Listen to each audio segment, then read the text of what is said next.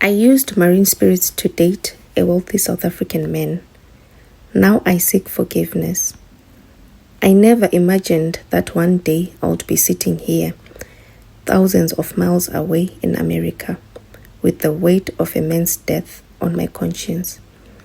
The very man who gave me everything, the man whose life I drained until he had nothing left, until he took his own life in despair. His blood is on my hands, and I don't know if I can ever be forgiven. My name is Rudo, and I come from Zimbabwe. In 2008, I was just another desperate migrant looking for a better life in South Africa. I had no papers, no money, and no real skills.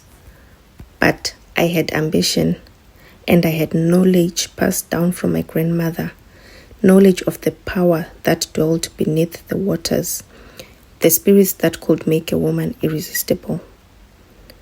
I arrived in Johannesburg with nothing but a bag of clothes and a heart full of determination. Life was hard. I did menial jobs, slept in a crowded room with other migrants, and constantly lived in fear of being deported. The worst part was the humiliation. I had left home dreaming of a better life, but I found myself scrubbing toilets in a cheap lodge, eating leftover food from gas, and living hand to mouth. I quickly realized that as a Zimbabwean woman in South Africa, my best chance at survival was not through hard work, but through securing a powerful man. I saw how other foreign women dated rich South African men and immediately gained financial stability. But these men were not easily fooled. They had many options, and women threw themselves at them daily. That's when I decided to use what I had learned from my grandmother, marine spirits. My grandmother had always told me about water spirits, powerful entities that granted favor, beauty, and dominance over men.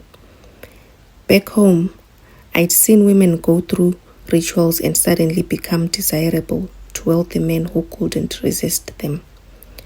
It wasn't just luck, it was spiritual manipulation.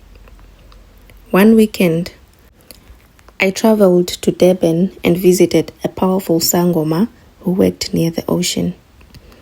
I told her what I wanted: wealth, security, and a man who would do anything for me. She looked at me as if searching my soul, and finally agreed to help. She took me to the shore at night, where we performed a ritual under the full moon. The waves crashed violently as she chanted in a language I didn't understand.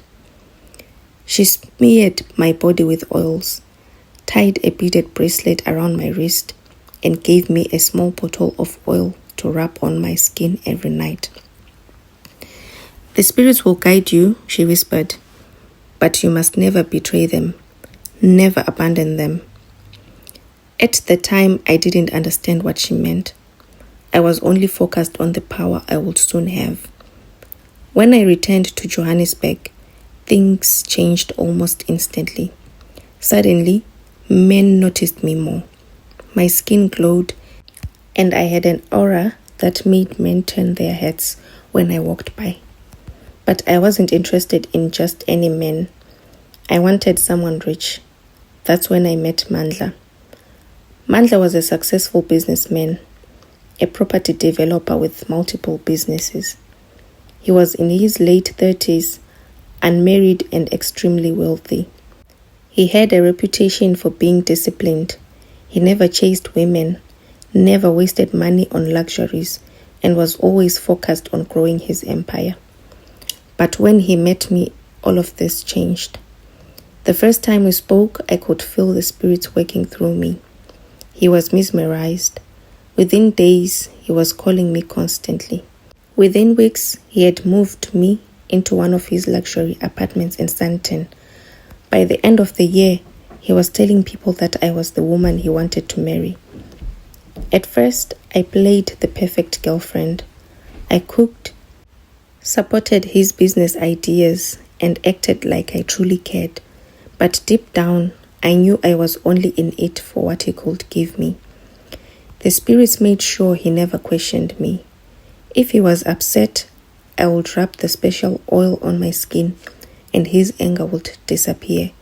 If he tried to resist my demands, he would later come back apologizing, saying he couldn't live without me.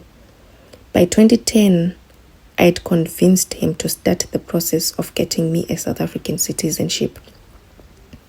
He paid a lawyer to fast-track my paperwork, and within a year, I had everything I needed: legal residency, financial stability, and the protection of a powerful man.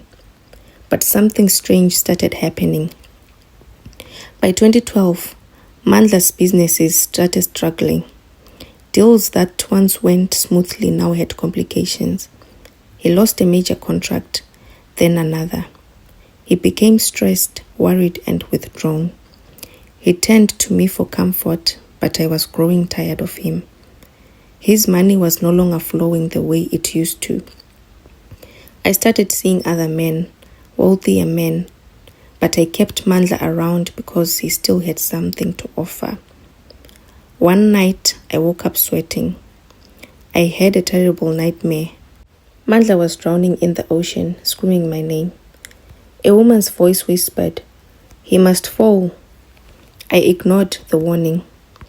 By 2014, Mandla was in financial ruin.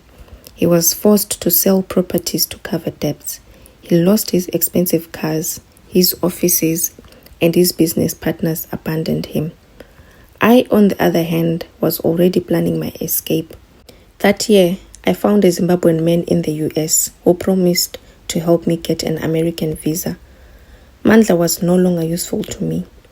I started treating him coldly, refusing to sleep in the same bed with him, ignoring his calls, and publicly embarrassing him. One night, he broke down crying. "I gave you everything," he said. "Why are you doing this to me?" I felt nothing. In 2015, I got my US visa. I told Mandla I was visiting a friend for a short while. I packed my bags and left. I never came back. I blocked his number, ignored his emails, and cut off all contact. I was free. A few months later, I heard the news. Mandla had committed suicide. He had left a note saying he had lost everything and could not go on. I didn't react. I told myself it wasn't my fault, but deep down I knew. Now, years later in America, I'm haunted by what I did. I see Mandla in my dreams. I hear his voice whispering in the wind. The spirits that once helped me, now they torment me. I want to ask for forgiveness, but how? His family hates me. They blame me for his death. Should I reach out to them? Should I confess? I don't know if I'll ever be free from this guilt.